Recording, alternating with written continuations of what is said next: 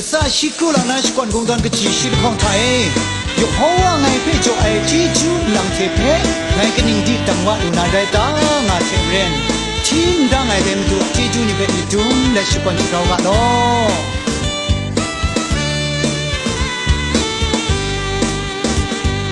Rau tumai matunang sha so tumai Yesu nang sha ngai pe ke kang sho la ai garai Yesu ba Merayong pe sai ko le Matunang ke sai tum wai ai matu a so ra mi Na a so ra shu wang mi pe Shin le te sun dang lu ai Yesu ngai pe ke te so ra Shin le te sun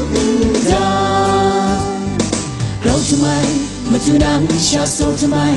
Yesu nang sha ngai pe ke kang sho la ai garai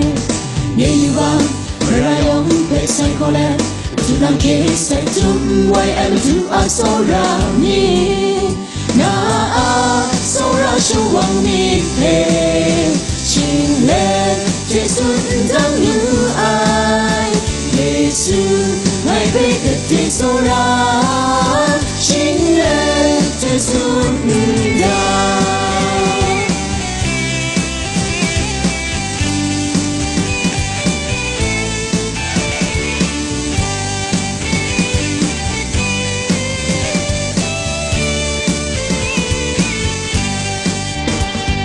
Rau tumai, matunang sha so tumai Yesu nang sha ngai pe ke kang sho la ai garai Ye yu ba Merayong pe sai ko le Matunang ke sai tum wai ai matu a so ra mi Na a so ra shu wang mi pe Shin le te sun dang lu ai Yesu ngai pe ke te so ra Shin le te sun dang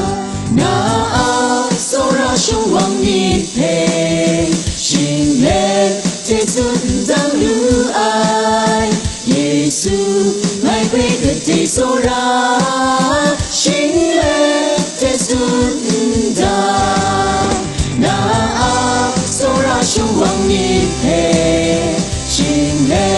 te sun dang lu ai Yesu ngai pe ke te so ra Shin le te sun dang Shin le te sun dang Shin le te sun dang